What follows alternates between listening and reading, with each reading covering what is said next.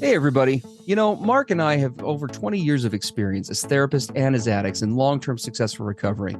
We know better than anyone what works and what doesn't to break out of porn and sex addiction, heal betrayal trauma, and reclaim your relationship. And we've poured all of our personal and professional recovery and healing experience into a first-of-its-kind program for addicts, spouses, and couples. We call it Dare to Connect.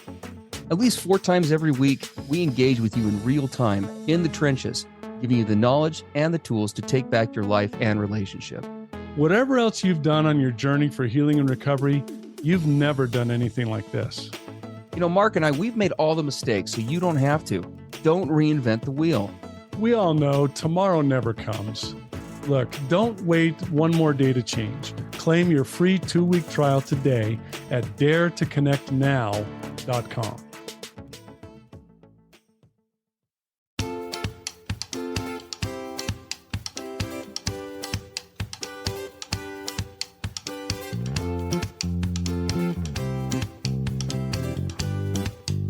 Hey, everybody. I'm Steve Moore. And I'm Mark Castleman. We know the pain and heartbreak of porn and sex addiction. And we know the triumph of breaking completely free. Every day, we help our clients find hope and healing. Join us in the fight to take back your life, your marriage, and be stronger than ever. This is the PBSC Squared podcast.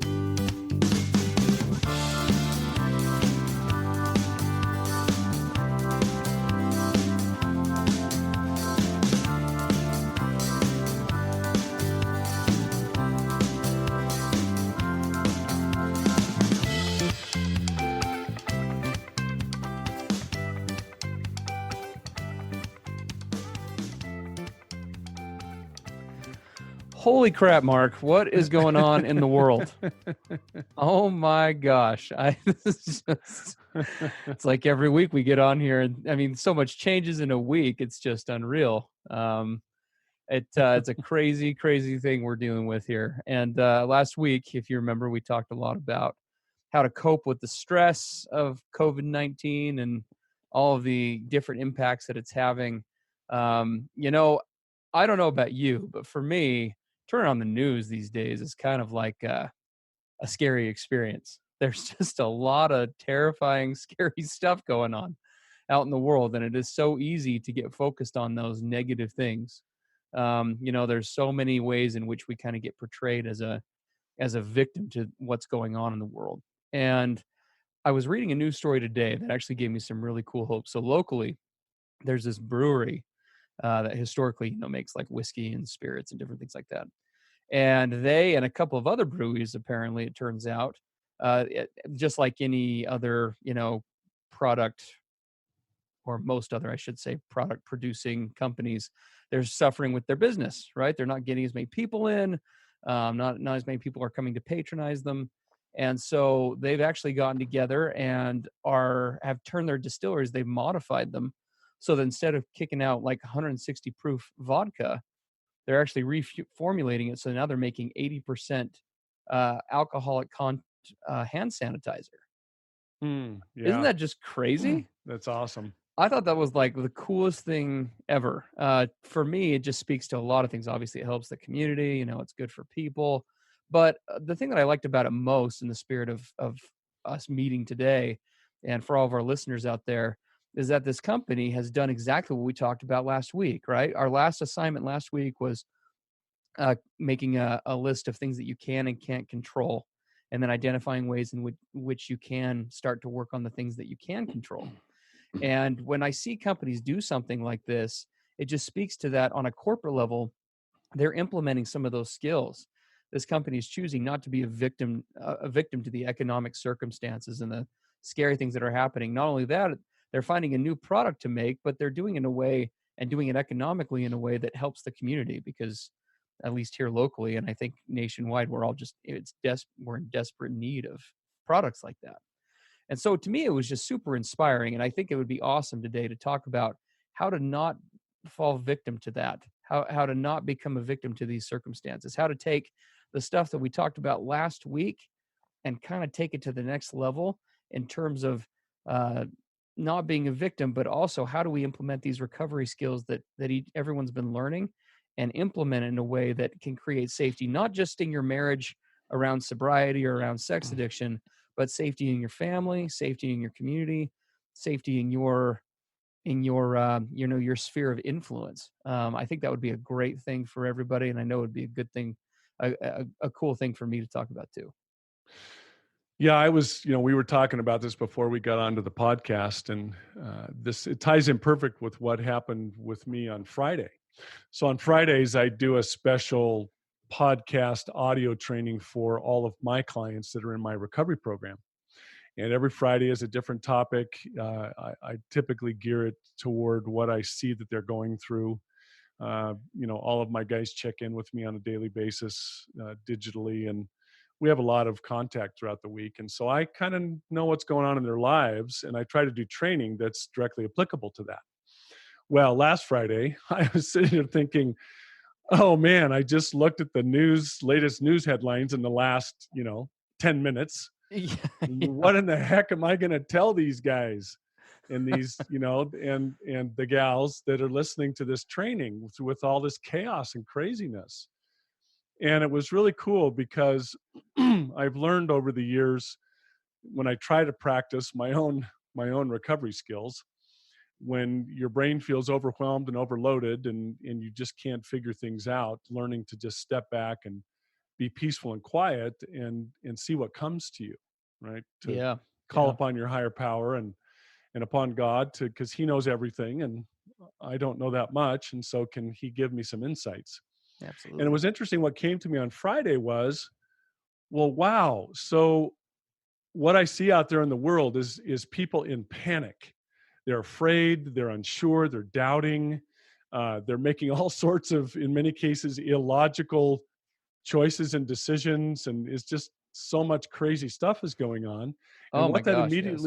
what that immediately reminded me of was, I was like, man, everybody in the world's turned into addicts. They're they're all running around out there with their survival, panicking, emotional brain controlling, driving the show. And it was so funny for that insight to come to me in that moment. I was like, wow, this is what we're seeing in what's going on. Yeah, that emotional dysregulation, you're absolutely right. I mean, it's this is an interesting social experiment that we're all going through in terms of the fight, flight, and freeze response, right? And what that looks like and how that plays out, because we are seeing it in real time. All you got to do is make a trip to Costco or Sam's Club to get a healthy dose You of have to see cortisol, it and in action. you can just see it on people's faces as they walk out with their 45th, pallet of toilet paper or paper towels or whatever. So, Well, that was cool to to look around and see people acting in that way. Where the survival brains running the show. But the second thing that occurred to me that I think was even far more significant, I thought, well, who do I know that has skills and abilities and is practiced and has tools about how to handle a situation where your survival, fight or flight, panicked emotional brain is trying to take over? Who knows how to do that? I was like, mm, well, addicts in recovery. I mean, absolutely. we practice that every day. So true. And what occurred to me was, wow, if there was ever a time that the world at large out there needs the tools and skills and the knowledge that we have as addicts in recovery, that spouses have, as typically women that have faced betrayal trauma and their own survival emotional brains trying to take over, right? As couples in recovery, we have a lot of tools and skills and knowledge and practical application that we use every day in our lives to navigate the craziness and the chaos in our own lives.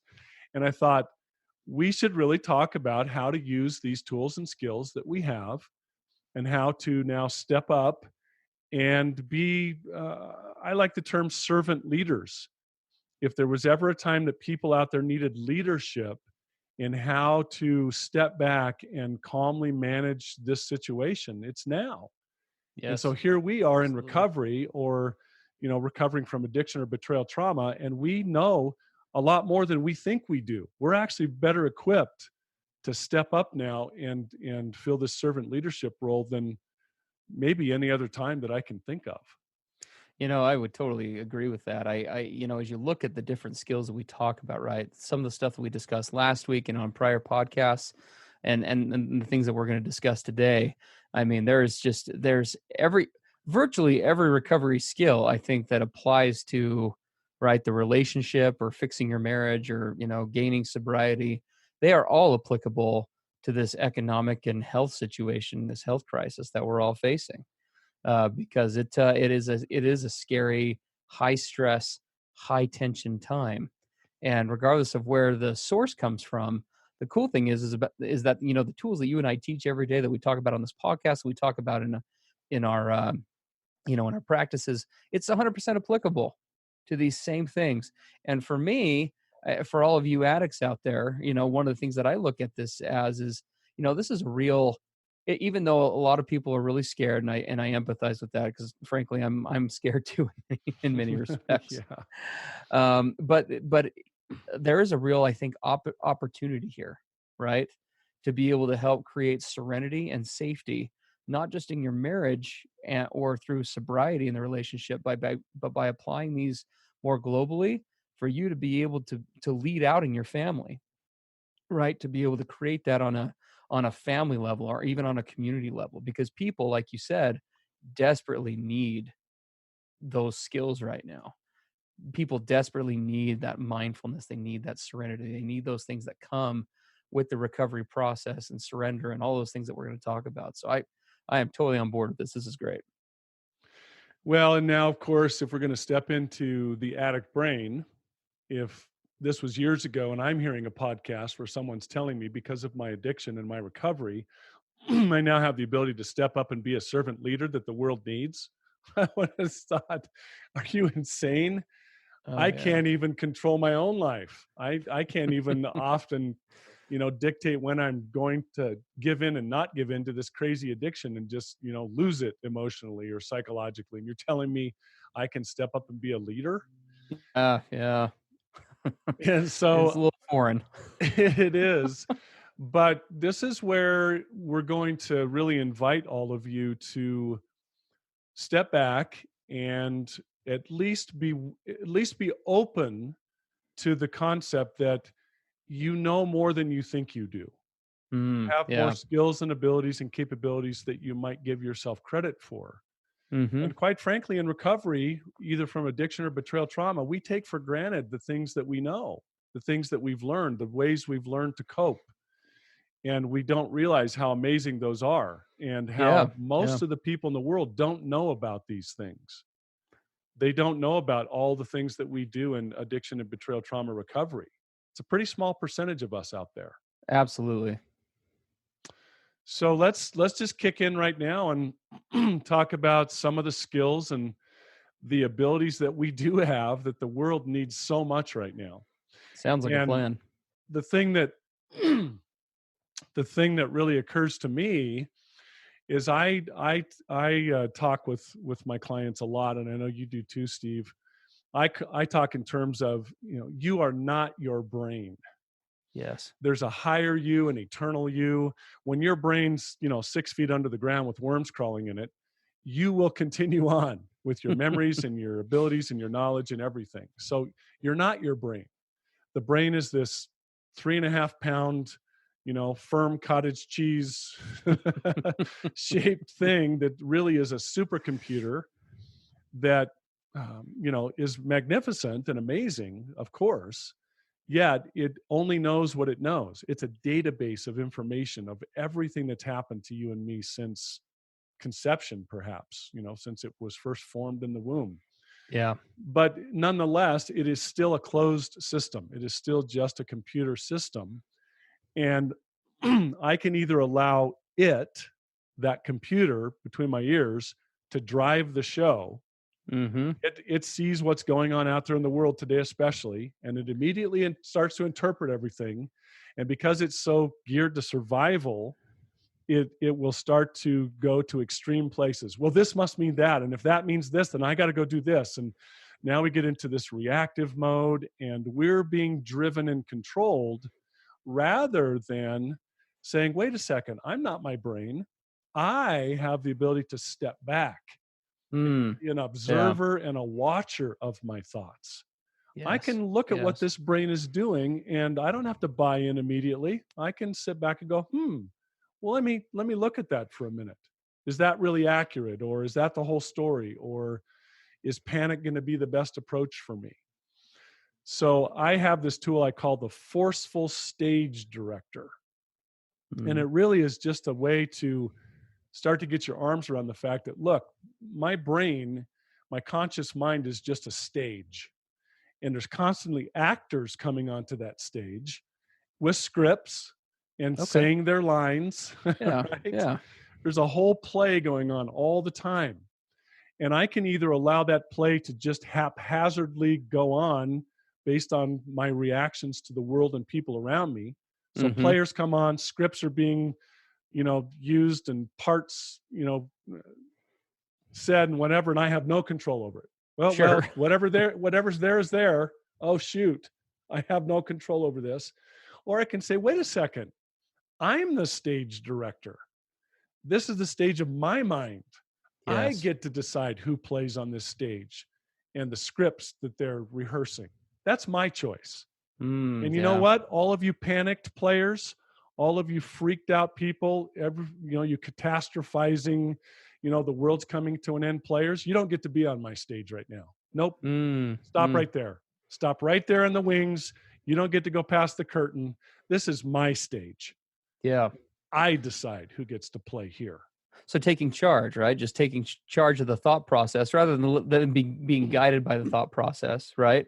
Being Yeah. able to step back and also recognize that, like you said, you're in the driver's seat, right? You don't have to be, I used that term before, victim. You don't have to be a victim to the thoughts. You can control the thoughts. You can control that perspective. I like that. I love that. Yeah, and I I try to, and I try to do in my own life and with my clients. Say, okay, if you get to the place where you can step back and say, wait a second, this is the stage of my mind. You don't get to be here. But the second question is really important. If that doesn't get to be here, then what What does? does?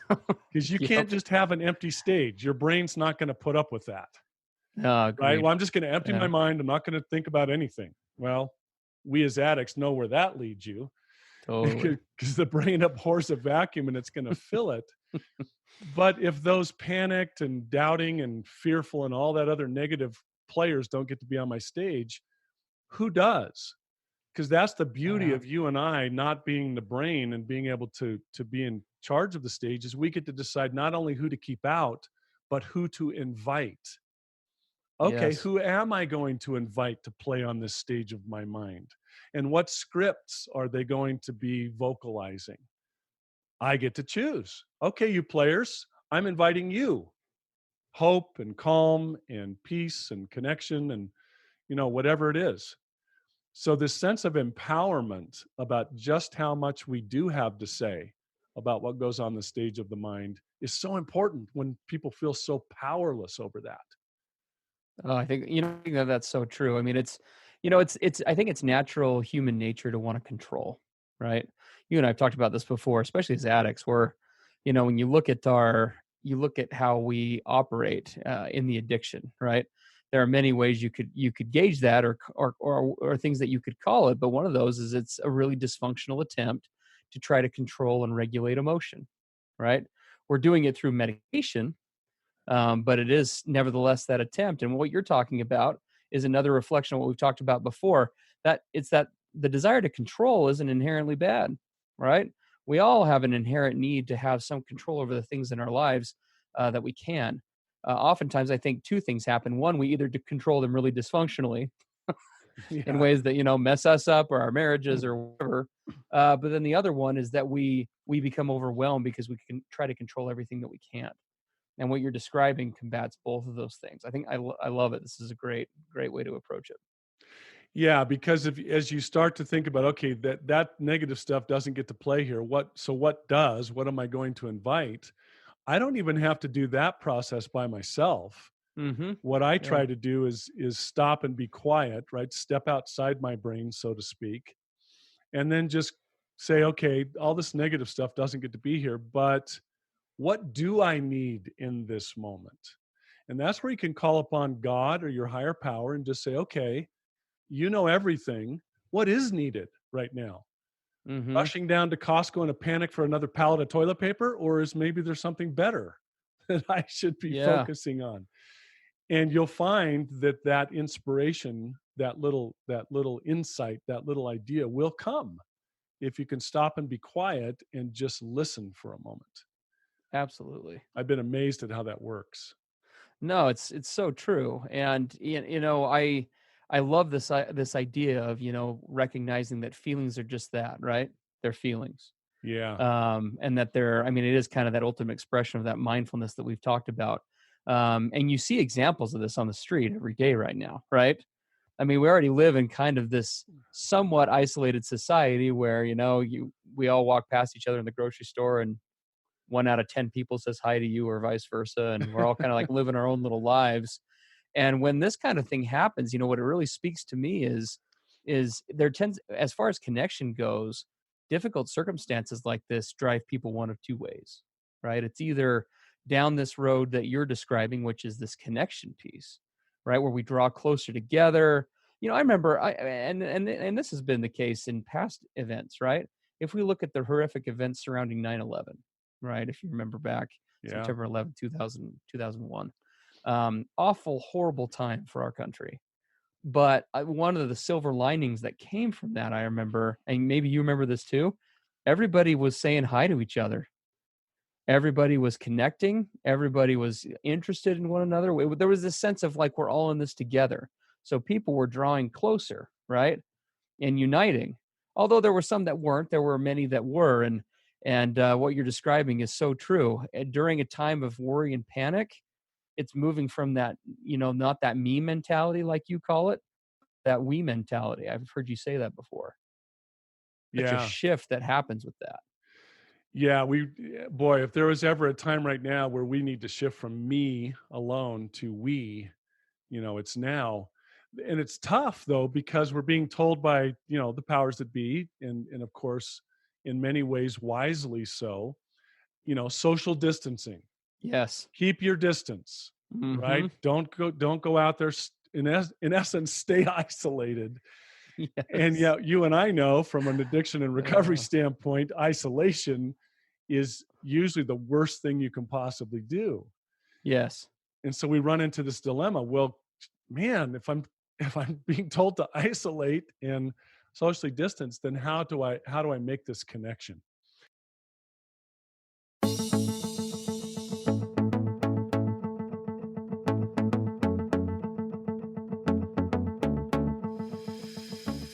Hey everybody, Mark and Steve here. Are you looking to take your recovery and your marriage to the next level? We work with individuals and couples one on one. With both in-person and online therapy options, you have access to the experts anytime, anywhere. To learn more, visit us at pbscpodcast.com.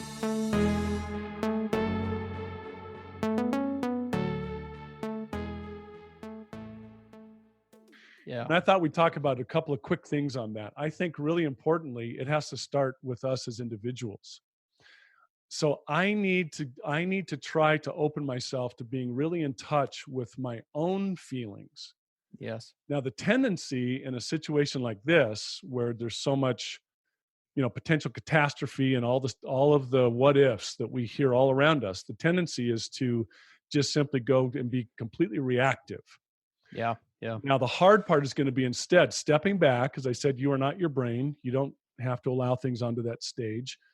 But also with regard to feelings, a feeling is just a feeling. It doesn't have to turn into something else. It doesn't have to, you know, guarantee all these outcomes. I can just sit and feel. And we learn this in recovery. It's one of the toughest things my guys go through. It's like, Mark, what do you mean? I'm just supposed to sit there and feel all these horrible, rotten, crappy things and just sit with it? And the answer is yes. Yes, that's exactly what we're saying. Absolutely. But you have to Uh, realize you have an addict wiring that has learned over years or decades that when those unpleasant feelings come, you have to react. You run, you totally. escape, you avoid, you self-soothe, you self-medicate. but to just sit there and just feel. I'm just going to let this wash over me, and I'm just going to feel it. And just Absolutely. let it sort of go up over its peak and come down the other side. I don't have to do a blasted thing about this except Mm-hmm. just feel it. Absolutely. And that's a huge skill today. And the beauty of that is if I'm able to do that, or at least practice it, at least try it, now I can help others do that. I Sure. can Yeah. sit with them in their feelings and their panic and their fear and all of their stuff. And so here Yes. comes the leadership.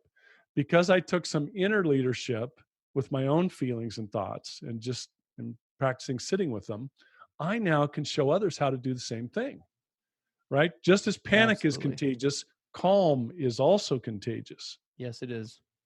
Maybe you could talk for a second about, once I learn how to calm myself within and just sit with feelings, how do I then go to this place of empathy, with others? Yeah. Well, and I think what you're talking about, I mean, it is so critical, right? Because if the like you say, I mean, the automatic reaction, I think, just for people in general, right, is when we do feel stuff that's uncomfortable, is to react, right? We've got to handle it or manage it or get rid of it or something, right? And like you and I've discussed before, I mean, people are pain averse. We all are pain averse, but addicts especially so, right? We're uber pain averse for all the reasons we've talked about before. And being able to regulate that, I think, not only is important for, like you're saying, our own individual mental health, but also for those around us, because it is contagious. Emotions absolutely are contagious. The way that we respond or react to people, I mean, each of us, everyone listening on this podcast, has somebody that is looking to them for how to respond, be it a child, be it a relative, be it a parent, be it a spouse, be it whoever, and those things, be it a neighbor, and those things they'll either kind of cascade out and for good or for bad. The beautiful thing, like you were saying, is if I can step outside of my feelings, if I can get outside of my own head, right, that does open the door for me to be able to look at the situation from the perspective of others, right? To be able to connect with them in a way that I wouldn't if I'm all consumed by this fight, flight, freeze response that we're talking about. That ability to get out and to empathize, to connect, to resonate with other people. We talked about this a little bit last week in the form of doing service or whatever the case is. Pulls us out of our own trials and helps us to regulate our own emotions, and has that positive benefit on other people as well, right? Because everybody, like we've been talking about, we're all in the same boat. We're all struggling with the same crazy world and the crazy government regulations and the crazy everything that's happening right now.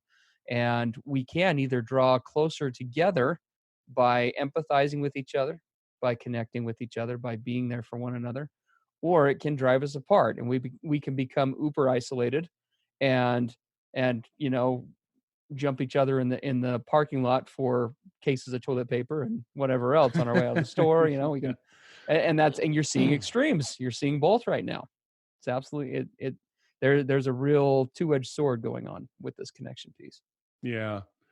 And I think, learning to just sit with our own feelings and really connect with them without having to run or avoid or escape or even fix, just feel.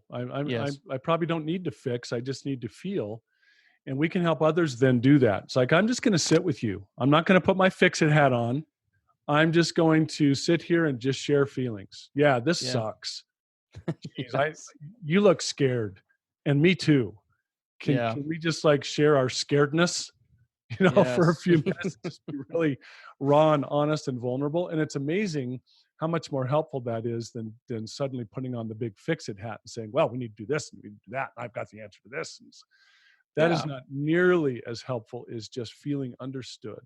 Wow, you're scared like me. And we're just sitting here just feeling this stuff together. That's so Yes. comforting. Yeah. I know it sounds counterintuitive to those of us who have fix-it hats, and I have one of the biggest fix-it hats on the planet, the big old 50-gallon cowboy hat. And, let me put it on. I'm going to fix it all. Oh yeah. Well, I don't have one of those, so I don't You don't have one of those. No. But let's shift gears for a second, because I know we're getting on in time here. If one of the things we need to understand is that we can talk all about stepping outside your brain, being a forceful stage director, for the stage of your mind, just feeling, helping others feel. But if I'm not taking care of myself, if I don't have Hmm. some good, basic, reasonable daily self-care, I won't be in a position to be able to do what we've just described. Yes, I just, absolutely. if you don't have good self-care, you won't be able to be emotionally calm. You won't be able to step outside your own brain. So we just want to really emphasize again, it's really critical that we all have some basic self-care each day, physically, emotionally, spiritually, mentally. Self-care routine, we call it a basic self-care routine. One of the reasons it's so important, besides being able to be healthy enough to connect to others, is something people often overlook. Your immune system, the strength of your immune system, is Hmm. critical today. Yes. They've said that just about everybody's going to eventually get this virus. Yep. And whether you survive or not is going to have a great deal to do with the strength and level of your immune system. Absolutely And true. one of the biggest boosters of immune system is self-care. If I'm taking care of myself with little basic things spiritually, emotionally, physically, and mentally each day, then my immune system is going to reflect my level of self-care. Yeah, So if you ever absolutely. wanted a reason to have little basic self-care routines, now there's massive motivation, because it will have a direct impact on your immune system's ability to deal with this virus, when you get it. Yeah. No, absolutely. I mean, you look at and I love what you're saying, and it's so true. I mean, I'm a diabetic, which doesn't exactly put me in a Yeah. super fun category for COVID-19. And it is scary in a lot of ways, but that's the thing, is it right? It can be that worry and that fear, depending on what I do with it, can be a very much an upward cycle, right? Where I'm able to surrender and let go. We're going to talk about surrender a lot next week. That's the upcoming topic. But if I'm able to surrender, let go, focus on those things that I can control, I can have that upward spiral in momentum in terms of my stress levels, which is going to impact me physically, cortisol levels, and everything else that happens that immunosuppresses the body. Or it can become all consuming, right? I can get on my 12th hour of reading doomsday news and you know, uh, you know, count my toilet paper roll stack for the 45th time, and inventory how many thousands of pounds of food I have or whatever, right? And I can very much go on a downward spiral where it will be that self-fulfilling prophecy, right? The more you worry and fear with this thing, in many ways, on a mental health level, the more vulnerable you are going to be to the thing that you fear. Yes. Yeah. Because like you said, I mean, it's a scary thing where most of us are going to get this at some point in time, and that is really scary for a lot of people, and I do connect with that. But at the same time, there's another perspective to take with it, and that's to look at it as, what that perspective is liberating, because it's something that I can just recognize as a constant and operate from, right? In terms of how I prepare, how I act, how I interact with my family and friends, either for good or for bad, right? Do I count down the days until I get this thing convinced that it's going to take me, which it very well could? Or do I take this as an opportunity to make the most of that time, right? Yeah. To connect with my family and friends, to connect with myself, to work on myself, to better myself, which in turn, and like you said, the side benefit of that is that it's going to give me the best shot physically to really pull through this, or people anybody, right, who gets stuck with this stuff. Yeah. Yeah, for sure. Yeah. So that self-care is a big deal. And then you'll be better equipped, to help others as well. Hmm. You and I, we often say the opposite of addiction is not sobriety. The opposite of addiction is connection. Yes. And I'm going to kind of extend that a little bit in this current scenario. The opposite of worry and panic is connection. Yes. And Yes. so we're very much in we need to go to a we centered approach in all this. When I know the survival brain's tendency is to want to go the opposite way, shut Yes. down, isolate, hunker down, go into fetal position. But we need to, if people could see me, I'm folding my arms tightly against my chest, right? And Yeah. hunkering down. Uh-huh. And that's exactly what we don't need. We need to have our arms wide open, right? I'm in this vulnerable posture right now in front of the microphone where all my vitals are exposed. 6 feet apart, of course. Yes, doing this 6 feet apart, of course. Right? Talk about an oxymoron. Let's get close, but 6 feet apart and open. Yeah. That's absolutely right. Absolutely right. But Uh, there's lots of, talking about, the ability to take lemons and make them into lemonade. There's so many opportunities now for real connection, um, just everywhere around us to bring us closer than we've ever been before. yeah. And that's another thing that we know as people in recovery from addiction or betrayal trauma. We know that adversity, trials, extreme, immense, deep pain can actually bring us more growth and more advancement and more experience than anything else Yeah. almost in the world. I mean, how many people listening to this podcast could say, yeah, if I look back on the times of my greatest growth, the times of greatest personal progress and greatest closeness to others, Mhm. yeah, it was pretty much the really crappy stuff I went through. Totally. When you're in the trenches together. Absolutely. Yeah.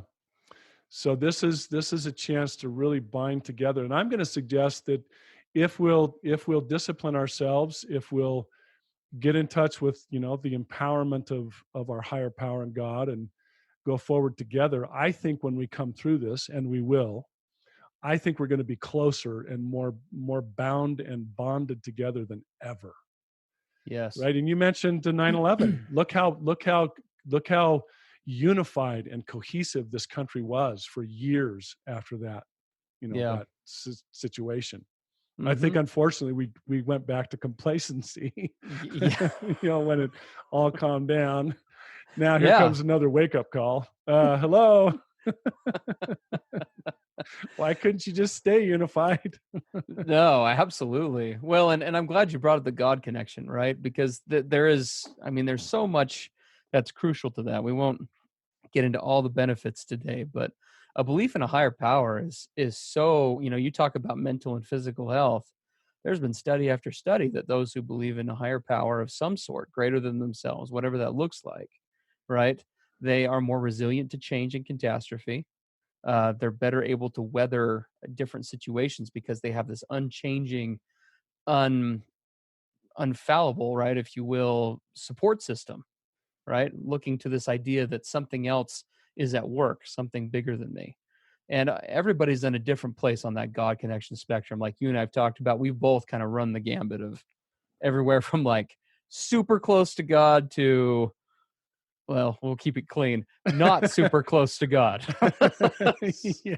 So, and so you and I both have lots of experience with that. And I know our listeners here who are tuning in with us do as well. But the question that I would throw out there to listeners is, how are you and God doing today? If you Hmm. look at this thing like a casual relationship, sometimes we build this up a little more than I think we ought to. Again, everyone's belief system's different, but I tend to look at my relationship with God, with my higher power, as really not that different from the other relationships that I have, right? If I've got a best friend, but I don't call him, if I only call him once every 6 months, he and I are going to probably be best friends like for long or super close. It needs that, that relationship needs that constant touch base. It needs that constant connection, whatever that looks like, right? And lots of people have kind of those traditional go-tos of like prayer and things like that. But it could be meditation. It could just be this mindfulness that you were talking about, right? Just being present with yourself and stepping back from your emotions, not becoming embroiled in them, right? Being able to see it from that side. Um, that God piece for me has been a game changer, not just in my recovery from addiction, but it is the thing that and we're going to talk more about this next week. This is the thing that I look to when I need to give away those things that I can't control, because there's got to be a place where those go. Because right now, I don't know about your list, Mark, or you listeners, but my list of things that I can't control is about 5 miles long right now in the world. Yeah. Yeah. As you talk about this connection to God, I think one of the things that I'm really found myself being mindful of recently, and especially because we live in such a religious culture in our particular community, Yeah. there can be some confusion about that religious culture and a real connection to God. Oh my gosh, so I true. actually sometimes I have to help my guys go through an exercise I call fire your false God Yep. and hire the true one. Yes. And we just get all of these stereotypes and stuff. I mean, there's all sorts of extreme stuff floating around the rumor mill right now, right? That, that this is it. The apocalypse is, hours away. This is all signs that Jesus is coming next week. I mean, Yes. it's just endless how this gets blown up into all this stuff. And I don't That's know true. what of that is true or accurate or in between. I'm not even going to claim to even be anywhere remotely close to knowing what all that is. But what I do know is that if we allow too much of this religious extremism, it can really get in the way of the really genuine, raw, real, direct connection I have to, in my case, a heavenly Father that I Yes. need to talk to. I don't need all these filters about, what's about to happen or what this means or what it doesn't. I just need to have really Real raw, open conversation. conversation with my Father. Absolutely. Boy, I'll be walking around and I'll just be having a conversation, man. Sometimes people will see me driving in my car. That guy's talking to himself. He's a lunatic. Sure. No, I'm actually talking to God. Like, all right, Father, this is really getting nutty. Mm-hmm. I got to tell you what I'm really feeling now. And so here it is. Blah. Complete.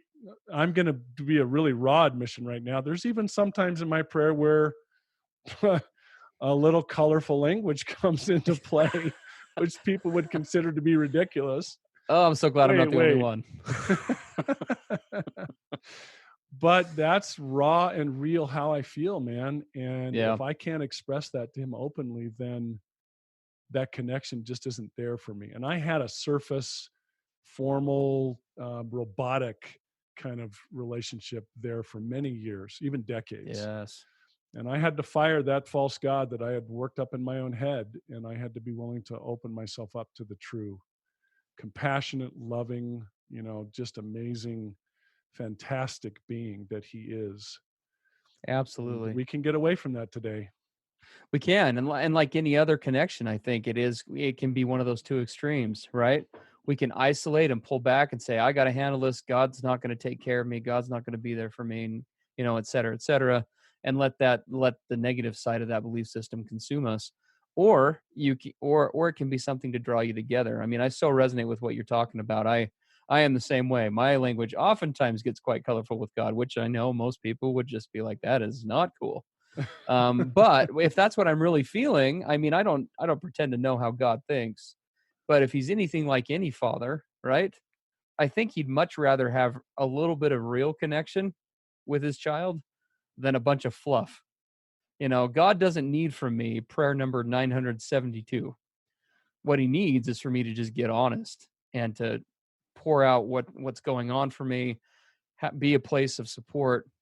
What he needs for me is to be able to turn to that and to lean on it rather than keep the distance, which is what we do when we're not real in those relationships. Anyway, that's kind of a whole other topic, Yeah, but that is a whole other topic. we'll have to Oh, get into that. See, we can just go on forever. I know we're kind of out of time. So We are. let's see if we can wrap this up. So my message to all of our listeners out there is there is a God. He is in charge. He knows what he's doing. And I would like to submit that a lot of the really hard things that you've been through, that I've been through, that Steve's been through, all of our addiction, the betrayal, the difficulty, the tragedy, all the stuff that we've wallowed through in the years and decades in the past have perfectly prepared us to have the knowledge and the skills and the empathy and the know-how to now step up and help people around us that are really just feeling so insecure, so without answers, so hopeless in some cases. Yes. We know how to help them because of what we've been through. We're not incapable because of addiction. We're capable because of it, Yeah. because of where God has brought us. And Yes. I'm a huge believer that God is able to turn everything for our good. And I mean everything, even from the darkest, most hopeless, crazy place imaginable. He has a way of bringing you out of that.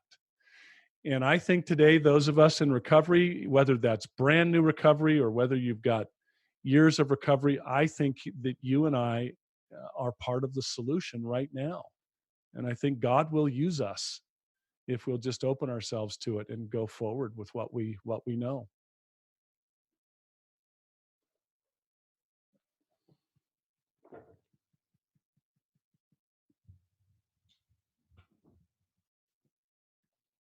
Yeah, no, I so appreciate what you're saying. I completely agree. I mean, this relationship with others, this relationship with higher power, like we've talked about many times, it's this pursuing connection at any cost, right?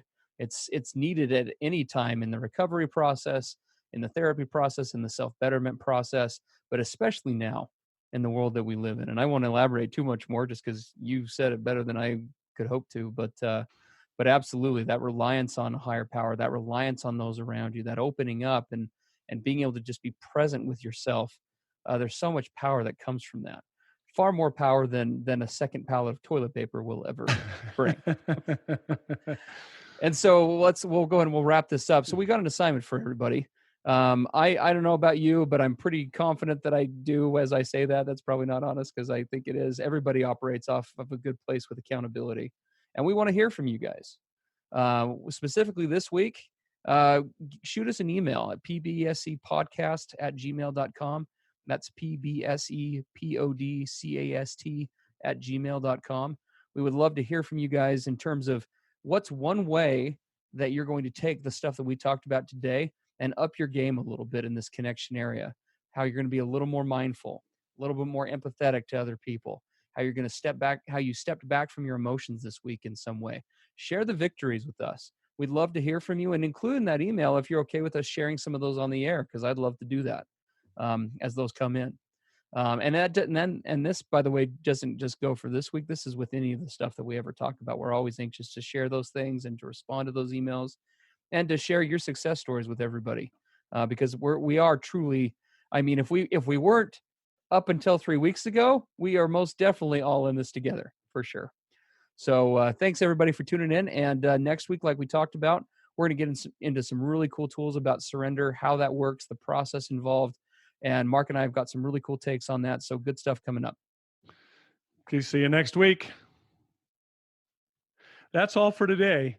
Thanks for joining us. And remember, the opposite of addiction isn't sobriety, it's connection.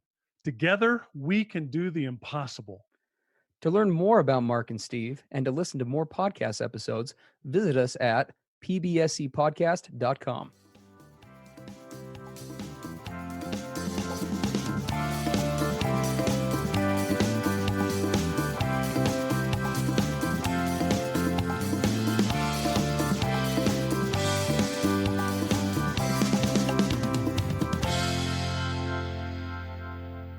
Everything expressed on the PBSE podcast are the opinions of the hosts and the participants and is for informational and educational purposes only.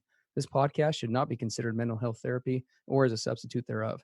It is strongly recommended that you seek out the clinical guidance of an individual qualified mental health professional. If you're experiencing thoughts of suicide, self-harm, or a desire to harm others, please dial 911 or go to your nearest emergency room.